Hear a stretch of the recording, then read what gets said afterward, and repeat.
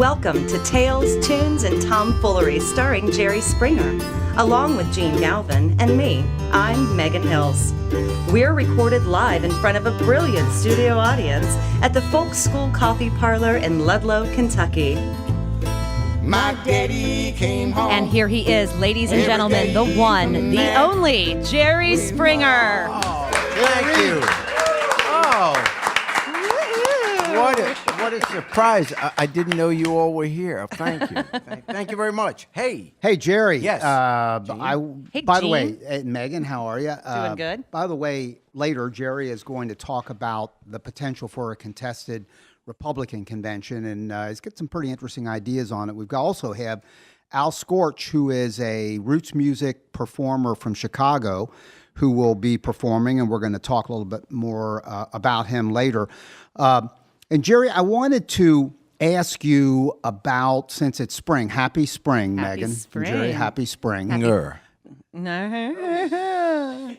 No, I meant happy spring. Springer. No. Springer's This always season. Oh my God. What is that? Does that It's too mean early there's for that. No, wind? we had a guest. This is true. Last week we had a guest on the TV show, and her name was Summer No. Springer. We're half a year right here. Hello, testing. Yeah. So bad. It's No, so they bad. actually booed me. I in the audience. thank God. On your own show, you get booed. Hey, you know, a Megan, gift. Jerry is perceived to be just a real party guy. It's the kind of person that like, whoa, man. Yeah, until you Springer. go out with them for happy hour. Well, check this out. Check this out. Saturday night, Yeah. we did a special podcast, a baseball-centric, having to that's do right, with that's Major League Baseball opening day. Megan was on a cruise and couldn't work that night. It was my sister's She's at the birthday. 8th cruise of How many the. birthdays has you had in the year? Hey, Megan, listen to what happened. So we go to dinner afterwards. Yeah. So it's me, Jerry, and an old college friend of mine, and we're at a place in the Cincinnati area called Molly Malone's, an Irish bar. Love Molly's. Great place. So Yeah, we're in there. yeah. Jerry walks in, and the place starts buzzing. Oh, Springer's in the house. And some Irish get people came over, crazy. didn't they, Jerry? For one thing. Yeah, because they're not crazy about the English. Yeah, all right. But they have your show in Ireland, right? Yeah. And so they came over and they got some pictures. So, Megan, as we're about to leave, this is at the end of dinner and drinks and stuff. I And don't remember this. so, God, no, listen to this. So this youngish woman, Love that I was- terminology. no, she was actually kind of old. She's about 34. No, I'm kidding. I'm kidding, hate you Megan. so much. Listen. So this woman comes over. I'm guessing Snot. she's in her 30s, and she's carrying 4 shots. Oh, yeah. It's clear, so I'm thinking it's vodka or Yeah. I don't know, sake or something. So she's got these 4 shots, and they're all kind of holding them in her hands. She comes over to the table and sort of apologizes for interrupting, and she says, we're going to do shots. I'm going to do a shot with Jerry Springer. Shots for all you guys. Yeah, yeah. And so Jerry says, I don't drink. Yeah. It's so And sad. she's, you got to do a shot with me. No, I don't drink. And She then was really taken aback. yeah. She was. I wasn't being No, honest. your image, yeah, I guess they would think you And then drank. she looked at my buddy, and she because we just had some beers. I saw it. So you're going to do a shot? No, I'm going to get my car and drive home. Megan, you're an old bartender. It's not a good idea to get in your car and No, have a it's, shot right it's before. frowned upon. Frowned in most, upon. In most states, it's frowned upon. So she looks at me, and I said, I'm a recovering alcoholic, and Oh, you you shouldn't be did pushing not. alcohol on someone like me. And I went home and had some alcohol. Then I but went home just- and crushed a just bottle of wine, and You went home to recover. to recover. But she had a friend with her with a camera, and I figured it out. It was going to be Instagram time. oh yeah, They wanted to get a picture doing shots with Jerry Springer. absolutely. It Throw didn't them. happen. No, but I You hadn't turned them even down thought of that. completely. They had to stand there and drink them. You They'd have gotta to, be. but they This did. is true with the cell phone. I mean, with the. Oh yeah, know, you got to be careful. You really do, because wherever you go into a restaurant, whatever, there's always. I mean, you got spaghetti coming out of your mouth. Someone's snapping a picture at the next table, and they're always. We have that picture right here. Hold on a second. Funny you should Yeah. mention that. We got that. everything. You go into the men's room at a ball game. Excuse me. Now, where are you going with this? I know. What's he talking about? Was that Guys Italy with where he phones. peed on himself? Was What? it the same thing? You know, there are like 500 people at a ball game. You know the. What are they shooting in the middle? Well, they're getting me from the back. What? Oh my God! I didn't intend this to go where this is would going, sound Megan. real I promise. There's no privacy anywhere. People are always. No, I do just believe that for snapping pictures, really. Are you saying you've seen a cell phone like this when you're like taking a leak or something? No.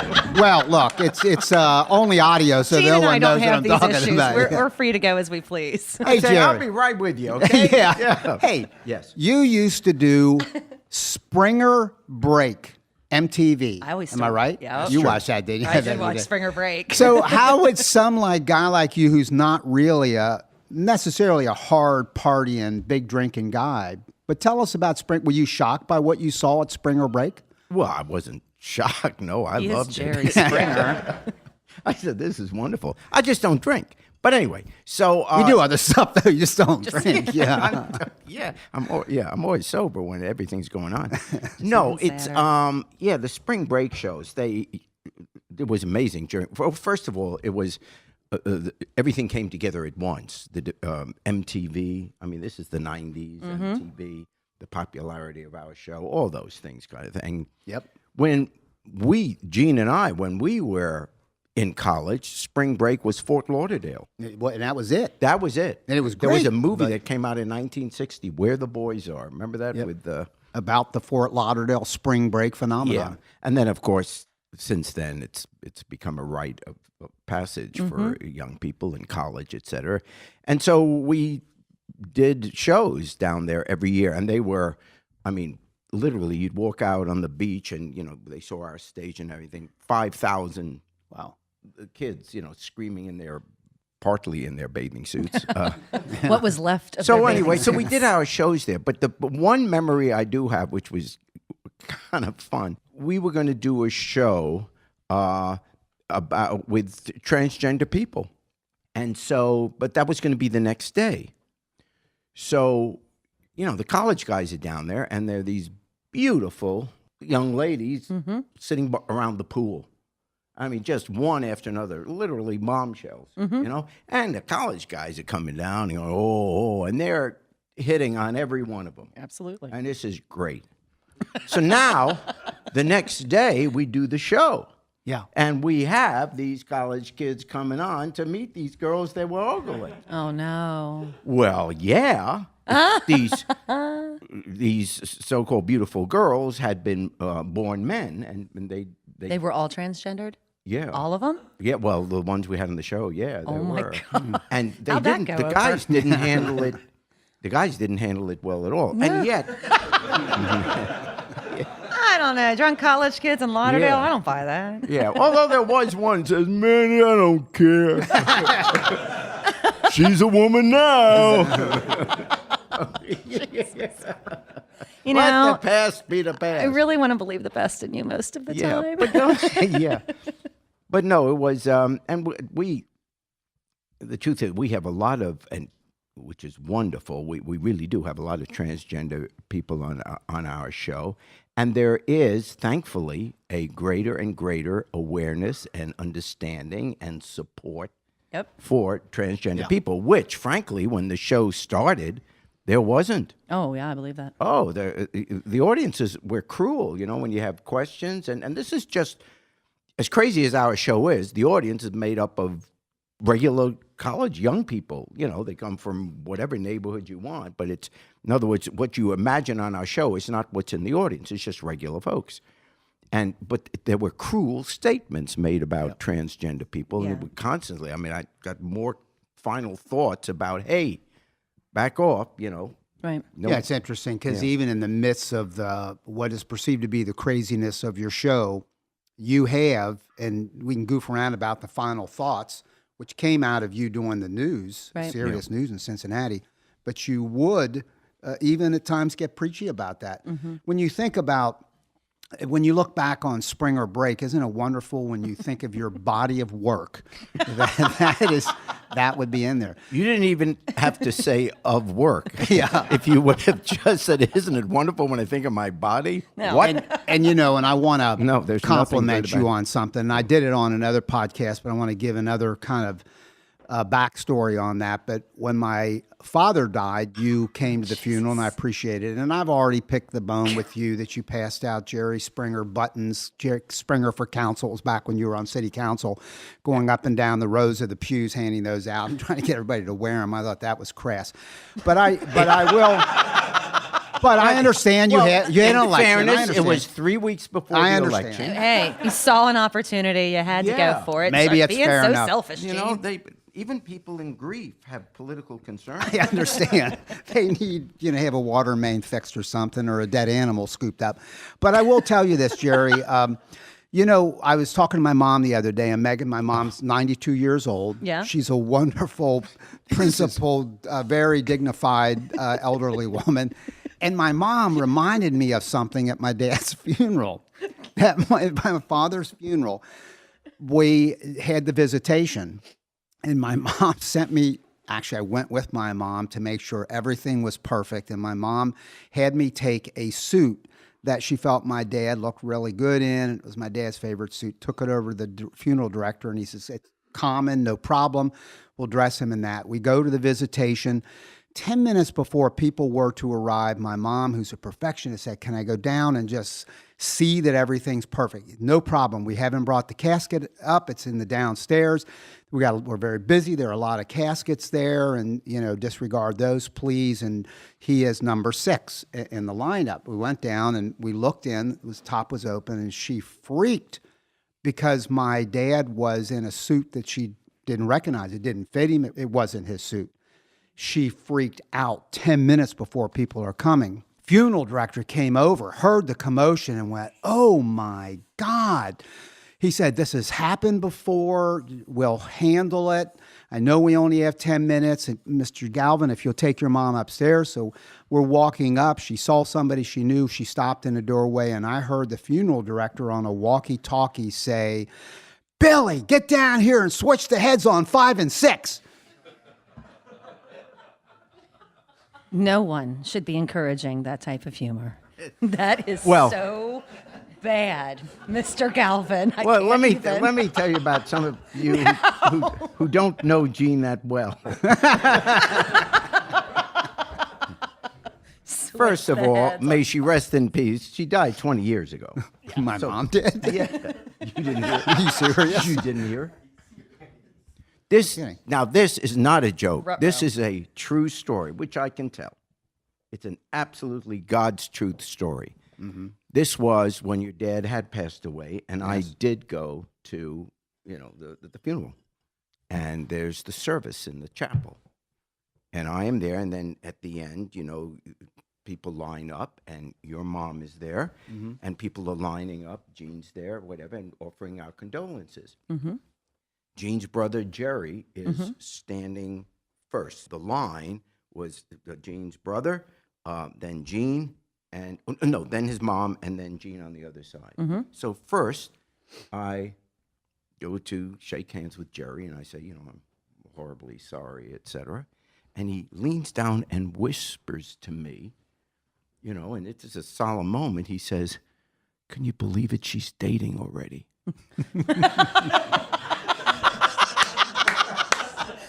Is that true? I am not embellishing. No, it's not true that she was dating, but it's true he said that. No. So I do like your brother.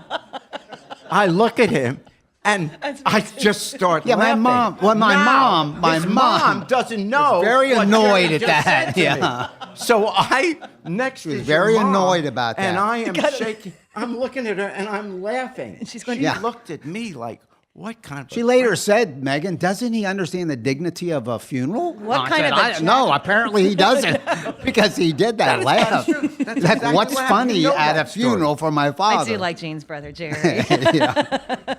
Unbelievable, That's really Jerry. good. I like that. Can you believe she's And Jerry, dating didn't something happen down in Florida? Weren't you on the beach over spring break? Because you have one of your 7 houses.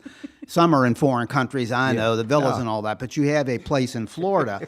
And tell you. We live in we live in Sarasota, and and the beach. It seems like an older community in some respects. I mean, a lot of the people there are my age, whatever. But now there's like a hippie community. Really? Down there. Yeah.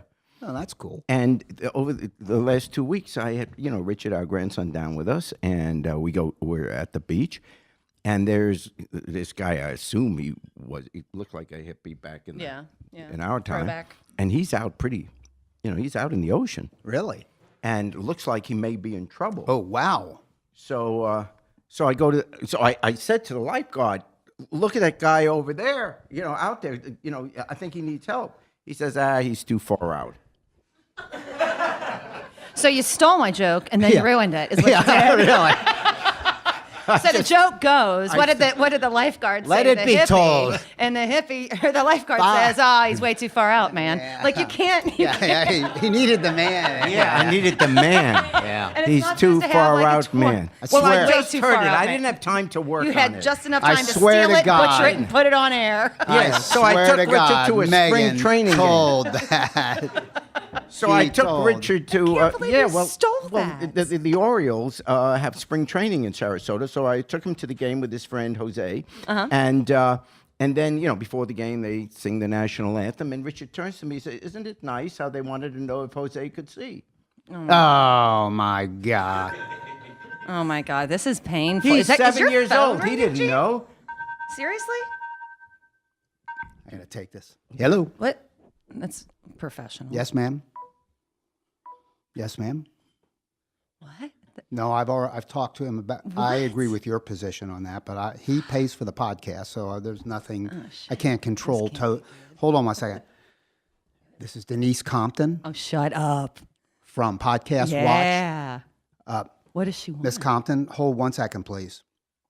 David, no one can hear this, can they? No. Okay. She's on mute. All right. For our listeners, she is from an organization called Podcast Watch, which is let's say a right wing, I think Yeah. is fair to say. Yeah. Kind of a vigilance watchdog group that group. watches Yeah. over podcasts, and she feels that they are skewed too far to the left. And She has she's a big problem with constantly us. calling me. Yeah. Hold on 1 second. Yes, Miss Compton. Oh my God. Okay. Why does she have All a right. number? Is my bigger question. I will talk to him about that. Thank you. No, I agree with your position on that. Thank you. Bye-bye. He is such a pushover. Stand yeah. up to her. What's she Here's complaining all, about now? here's all she's asking. What? She called because, and by the way, for people listening on the archive, we are live streaming. So people, and we have it on our website. And there's now a Jerry Springer Radio. It's sort of like a long loop of all the artists who have performed on our show. But anyway, it shows the upcoming dates when you can listen live. So she's tuning in now live. She heard me introduce the topic you're going to talk about, which is the potential of a contested Republican convention. She knows you're going to take a position she believes that is a more liberal position. All she's asking, Jerry, is that the next week come back and do a conservative viewpoint on something, promote the conservative view. And who's going to do alternate this? 1 week to the next. Yeah. 1 week take a liberal, push for something, and the next week take a conservative. I'm trying to get enough quarters in Social Security to retire with dignity. So I don't want to lose this gig. Can't you just go along to get along, get along to go along, whatever the saying It's is? too late for you to retire with I was dignity. going to say, or do anything with dignity. If you for want to that matter. retire, Yeah, do anything with go dignity. ahead and retire. Retirement or anything else. But the dignity, nah. Out the door. That's not going to work.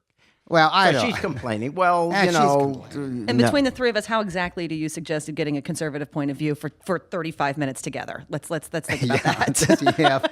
Could he think of anything? Yeah. Hey, by the way, let me just mention one other thing, and I'm not going to name names because I don't know that the deal's gone through. But gosh darn it, Ludlow, Kentucky, and we continue to hype Ludlow, Kentucky. It feels like it's becoming sort of the Nashville North. Because all of these creative class people are moving into Ludlow. And this is really the truth. This is not a joke. And 2 more people have made a bid on a house, and one of them is a up-and-coming folk singer. And you add that to another couple where there's a folk singer involved. All these creative class people are moving in. Do they need a loan? I don't know. They might. Well, we, Jerry knows a guy. Let's do some business here. yeah, you could do some business. Yeah. But anyway, I just always want to kind of promote cool. that one. It is. That It's is a very cool place, and there's so much. And we have this rich history in the greater Cincinnati area. King Records, do you remember them? Sure. From years ago. And so the Cincinnati, Northern Kentucky Is that area. where I did Yeah. Bloodshot Eyes? Or say It was. It was at King's Records, Bloodshot Yes, Eyes, it which made we them. played. It Isn't made like them. Mount Healthy or made- something like Yeah, that? you were in there with It was Pet in Clark. Evanston. Evanston. Yeah. Okay. Evanston, yeah. Evanston. It's still there, but there's nothing inside of it.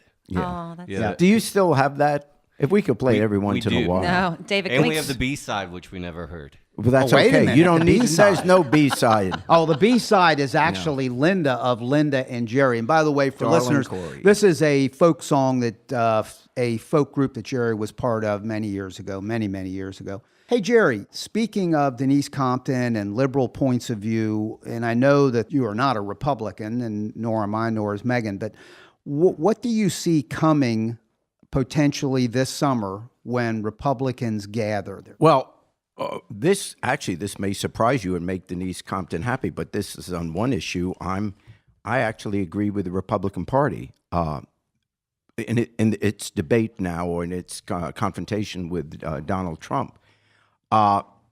Obviously, Trump, he's the nominee and deserves to be the nominee because political parties have the right to make their own rules.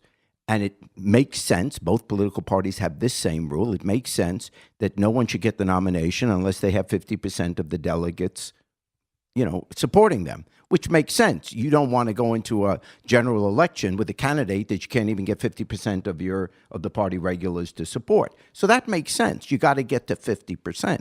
And the reason I say that is, first of all, let's look at a little history. There is nothing in the Constitution about political parties in the first place.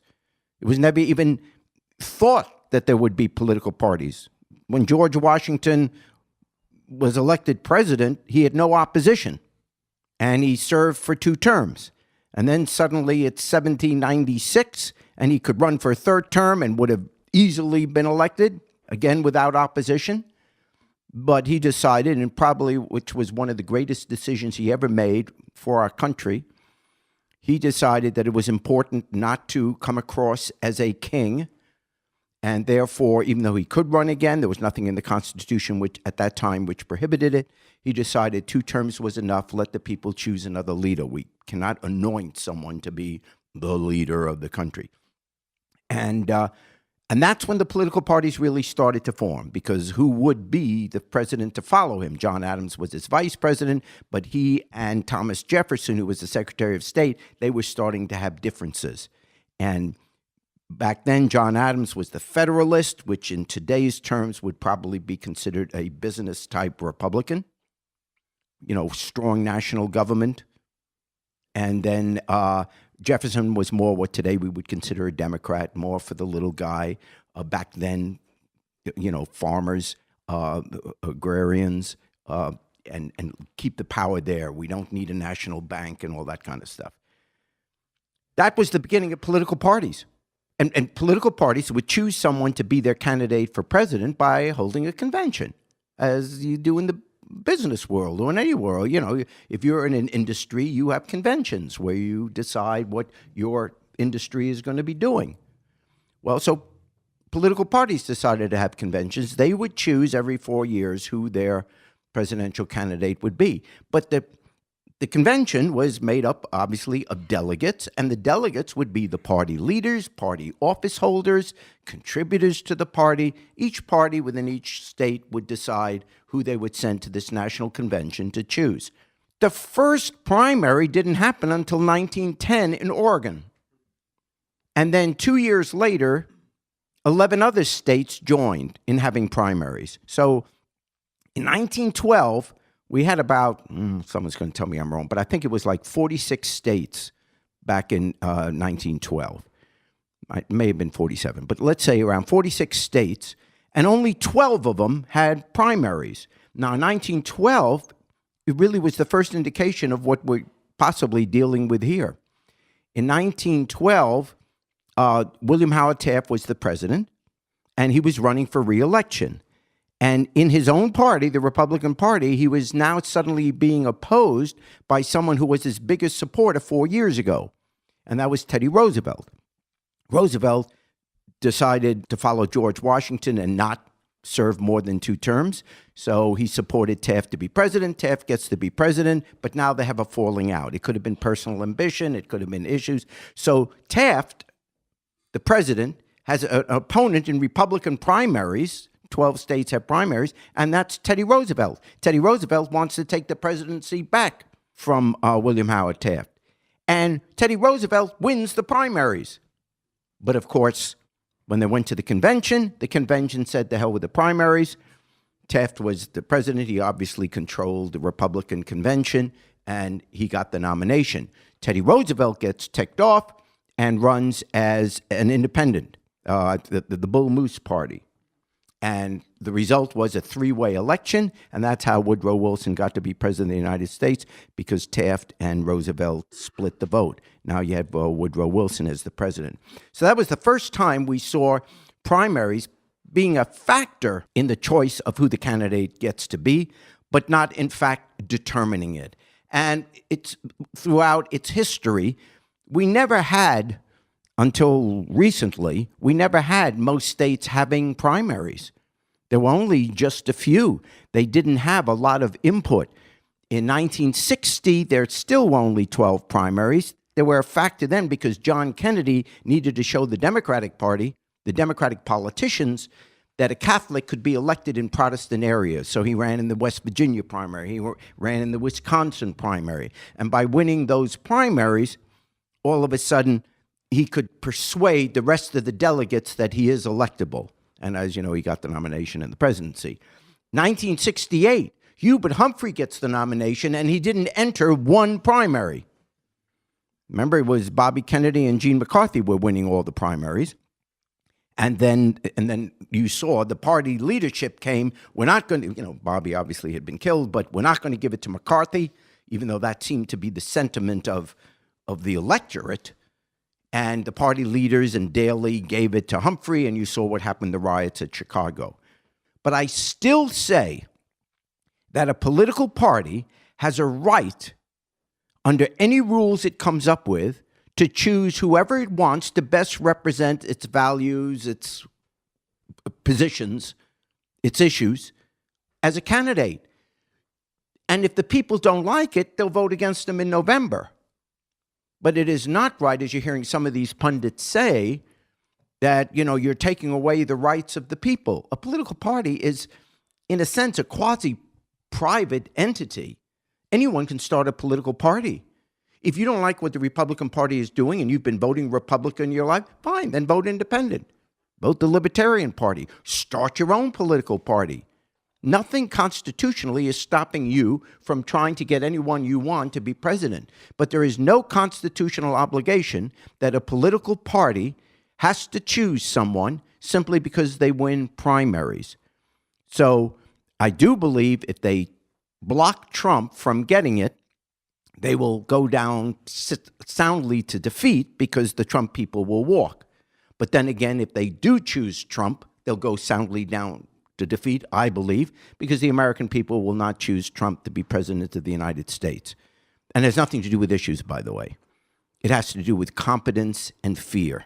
And what I mean by competence and fear, 1 or 2 weeks before the election, I don't care what the polls are showing, the American people suddenly sober up a week or two before an election and say, you know what, we're choosing President of the United States, a person with its finger on a nuclear button. Who's going to be in charge of the nuclear arsenal?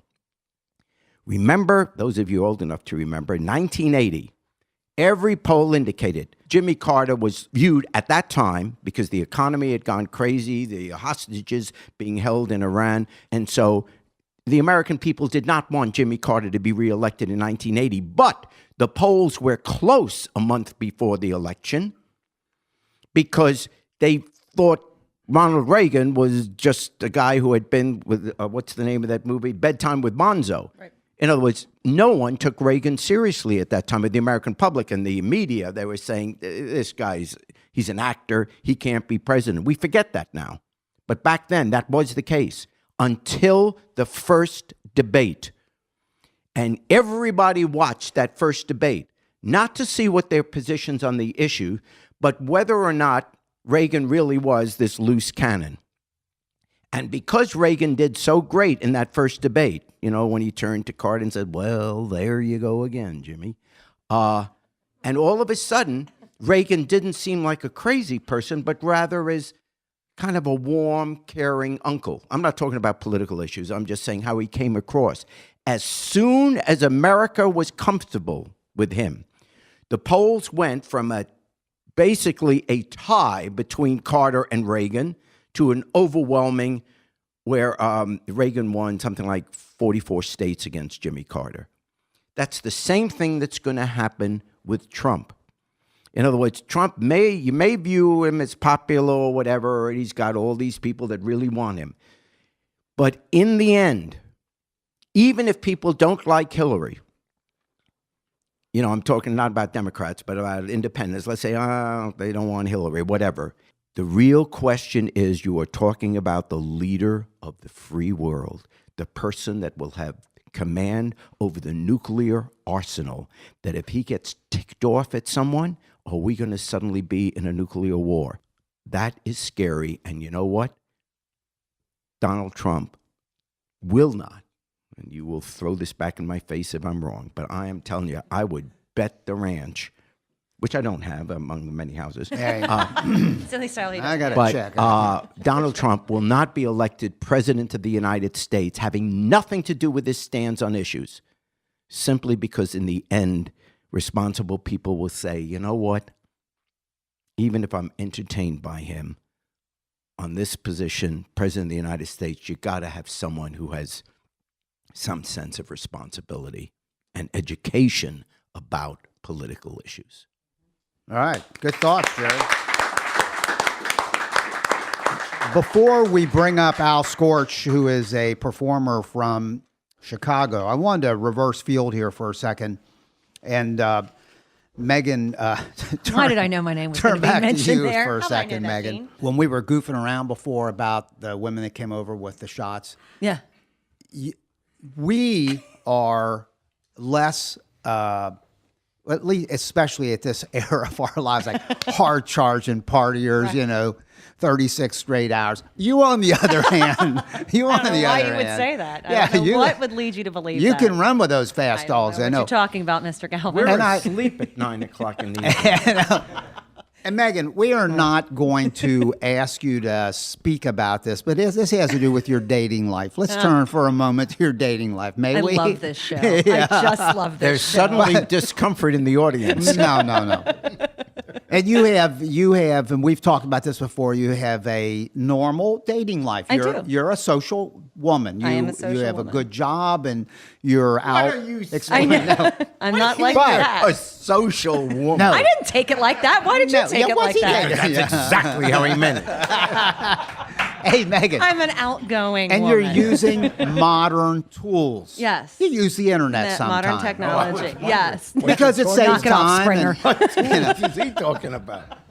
I'm gonna shoot you But both. Megan, there I'm is gonna a- shoot you both. let me just say this. I'll take us right to the edge. But after the show, we have a dinner. We go to dinner. We do. The cast does, because we have to have business meetings. We have a lot of stuff. And we have to discuss a business plan. Hey, Megan, we have a new thing coming. We have a new evolution in the podcast, and we're not ready to announce it, but we have to have a meeting about that. It's imminent.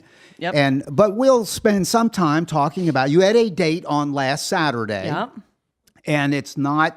We're not going to discuss it here on the podcast, No, are we we? are not. No, we are definitely not. Not are even we? a little bit. Not even a little bit.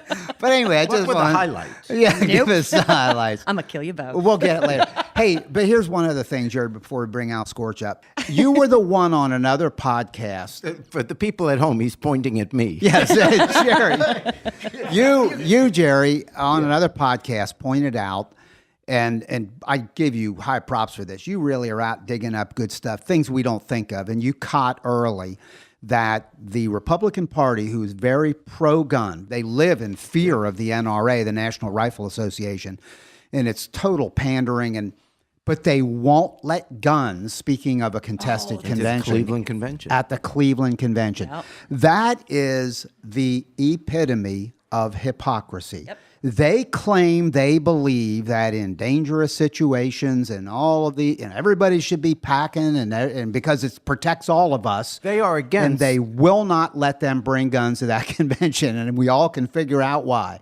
That could just get crazy. Well, yeah. Well, sure, and I'm not advocating that they No, should. nor am I, by the way.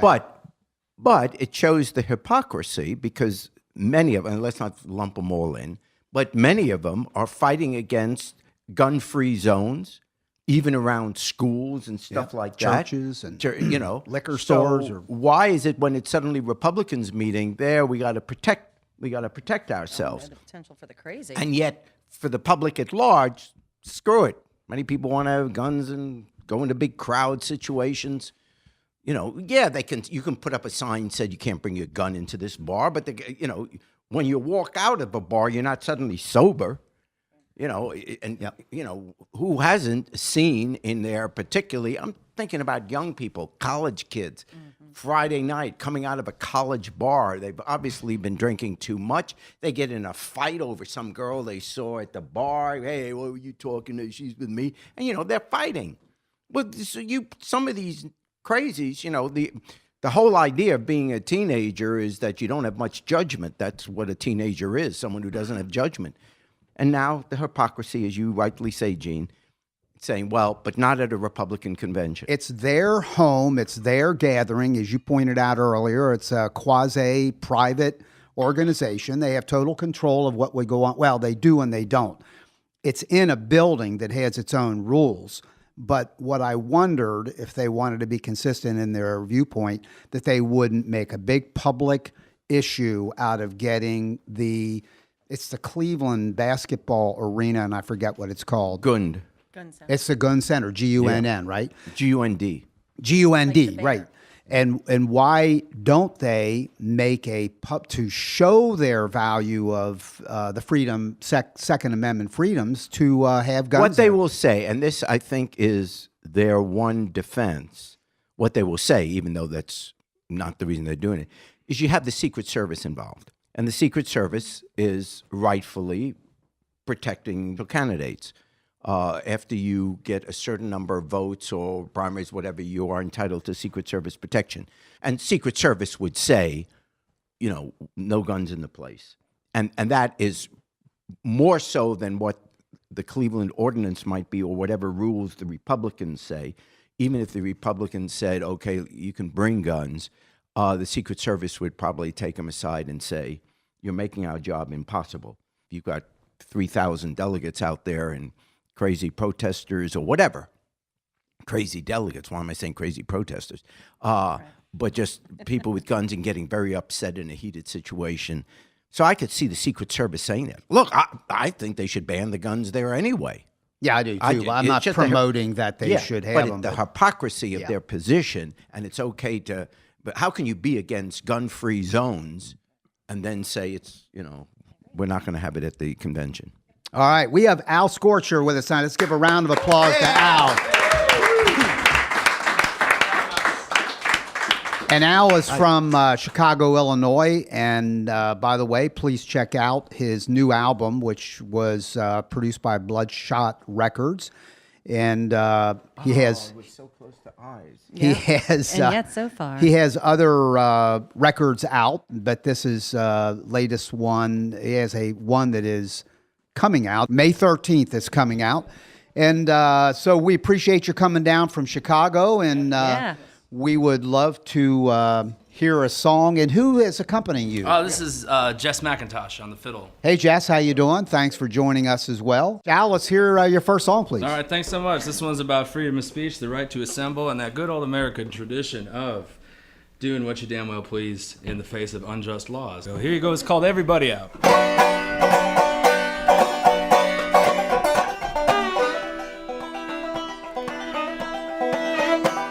Everybody out, the place is hot, some blue-nosed bastard blew the spot, and we got to get going, if we're gonna get got, and let's go, yeah, let's go. I'll bust the hoop on the bell, dump the hooch in the gin, any moment that door will come busting in, but the exiles, man, ain't gonna get no grin off of me, oh yeah, hell, see what does he knows nothing, no.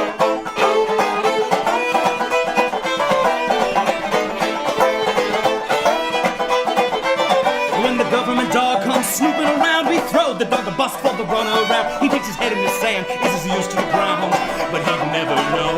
It's a Kentucky and a man running the real McCoy with a fiery fellow under his employ, and he's from Galway Bay. He ain't a Boston boy, oh, watch his convoy roll, it rolls around.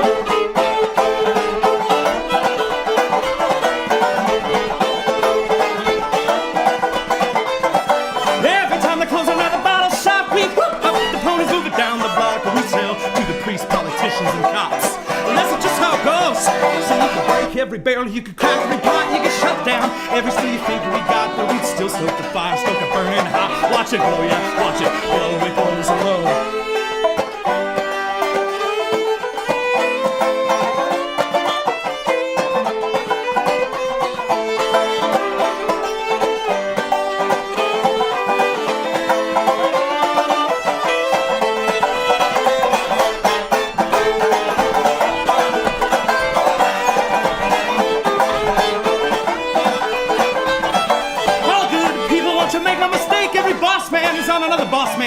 There ain't no free man except the one you make. Let your true light show, let it show.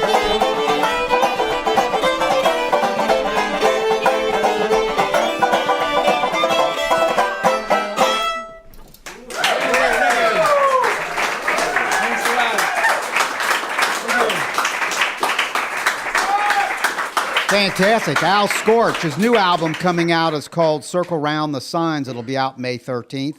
And you got a nice mention by NPR recently. Tell us what that was about. Oh, they came down to South by Southwest where we were playing, and some of the folks from All Songs Considered there saw us play, and they said some nice things about us. Nice. And it was good, you know. Yeah. They good. loved our music, and it was very nice. How long have you been doing this, and how did you get into this, particularly roots music?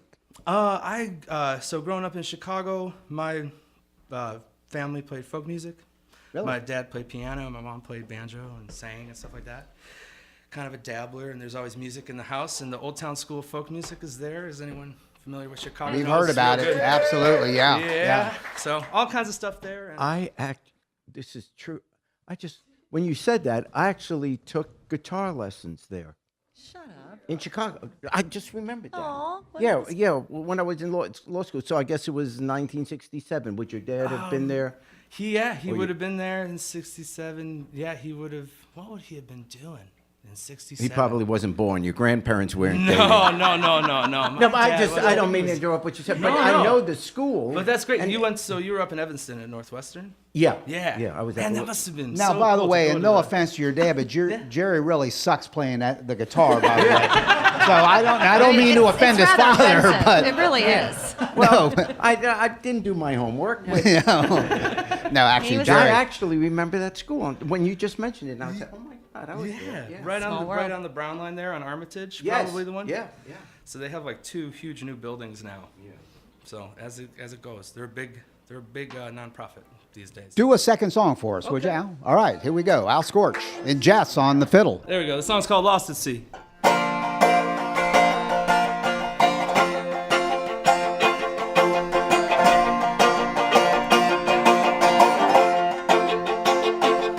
When you were lost out on the waters, raging at the height of the storm, I couldn't help but recall a time when we were both just baby boys. And the stripes on the road, struck by a streak of light from the east, shimmered and changed in dawn's glimmering haze, from yellow to pink.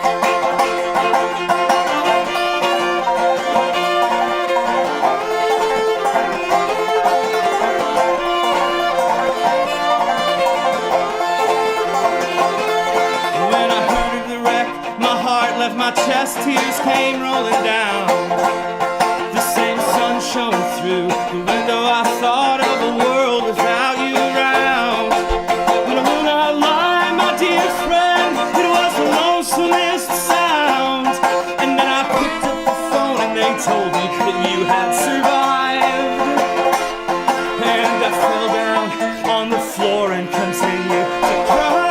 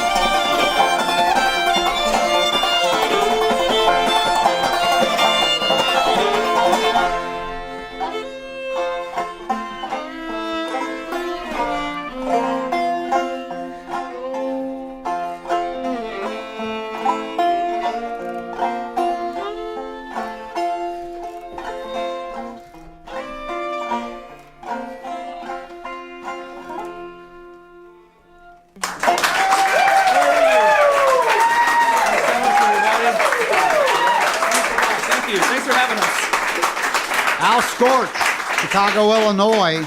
Bloodshot Records, May 13th. Look for that album. That is great. Circle That's Records. great. Awesome. Thanks for having us. Whoa. Yeah. Hell yeah. Would you guys take us out on Irene Goodnight and Jerry Oh, Springer? yeah. Do you have a preferred key? He's talking Jerry, to it's you. your call. L sharp. L sharp. No such thing. Irene Goodnight. You've been listening to Tales, Tunes, and Tomfoolery, recorded live at the Folk School Coffee Parlor in Ludlow, Kentucky. Thanks to Patrick Kennedy for writing our opening song, and to you for listening. Check out our website at jerryspringer.com. Well, I love Irene, Lord knows I do. Love her till the seas run dry. But if Irene ever leaves me, I'm gonna take morphine and die.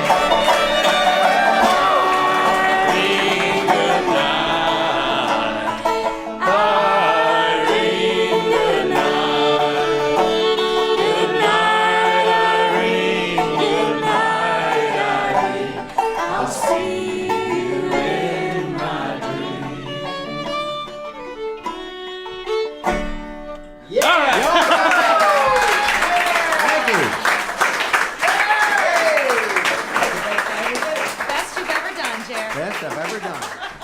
Thanks so much.